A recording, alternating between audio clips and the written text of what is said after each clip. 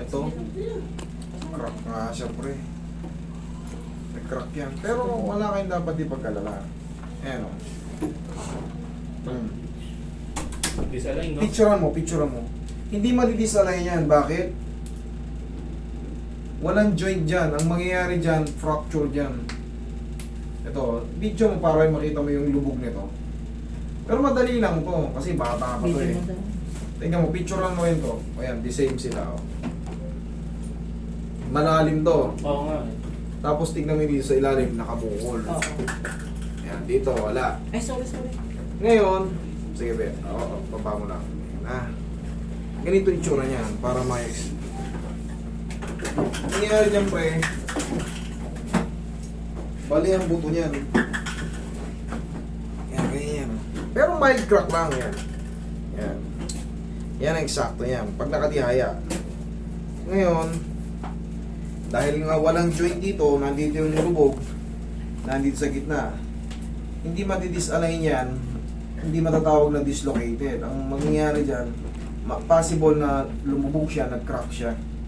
Pero dahil nga bata pa yan, kunting kahit nga magpilipit-pilipit pa yan, kaya yan eh. I-straighten natin. Tapos, siyempre, 1.5 months, wala na. Pwede ulit makipagbagbagan yan. Mahalaga, kasi pag pinagaling natin na nakaganyan yan, hindi gagalawin, yan na yan.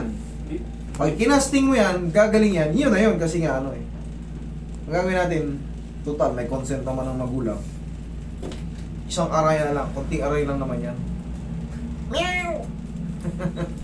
Konting aray lang naman yan. O. Bukas pa kasi makukuha yung x-ray eh.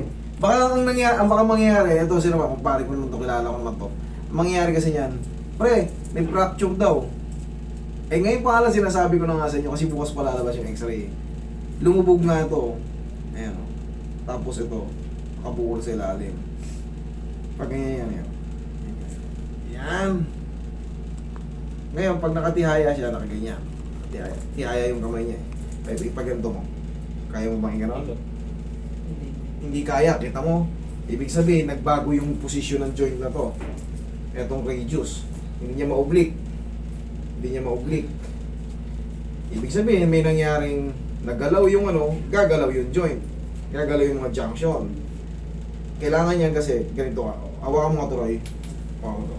Kung gagalawin na. Ayan, kailangan malaya yan, nakakahingi. Pahingin pera. Ngayon, hindi niya maganon. Sige, subukan mo nga. Hindi talaga kaya. Kahit nga kalahating tihaya lang, hindi kaya eh. Pero gagalawin natin. Ayun yan, hindi masakit yan. Katumigin. Doon usog ka ng kuko ko yan. Para hindi gumalaw yung ano.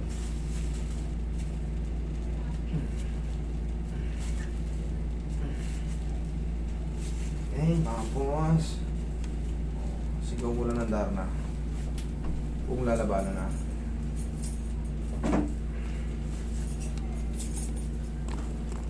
Yun.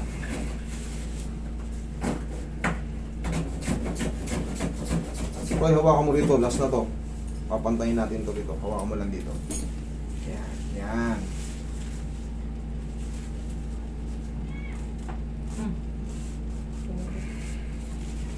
Yan mo na siya tumunog.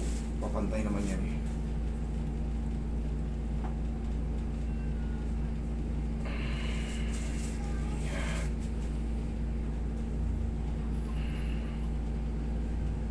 Yan.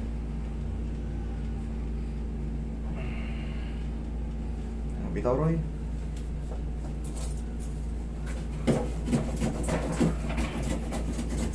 Yan. Thank you.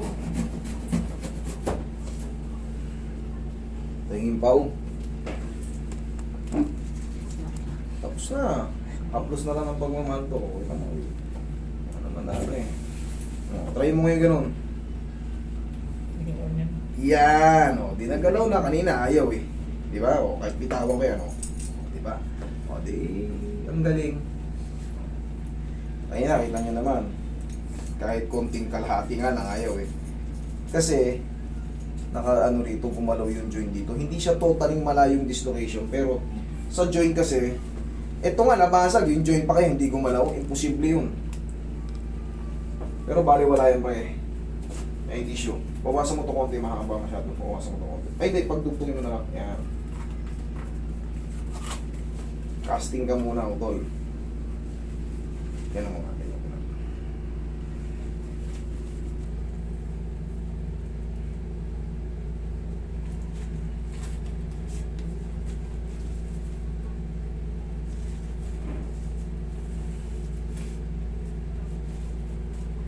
Para kang si ano ngayon? Si sa Batang X. Idol ni Papa mo yun.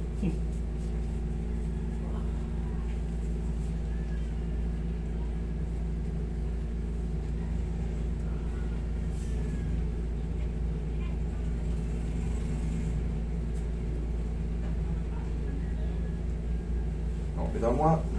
Kaya tayo nga. Kaya mo nga. Oh. Yan. Oh, thank you, Lord. Okay, kanina, kita mo naman. Ah, sakit talaga. Kasi nga, yung joint na yan, pag ito gumalaw, hindi mo naman matapis yan. Siyempre, joint nga yan. Babasag nga yung ganito niya. Oh. Pero yan, mild lang naman yung maaring a little crack lang. Pero dahil nga bata pa yan, mabilis ang metabolism yan. Walang magiging problema, makakabalik yan sa ano. Buti nga, hindi dito nabasag. Oh. Kung dito nabasag yan, pre. Komang. Pero yan. Okay? Pero mamaya, kakain mo yan. Oo.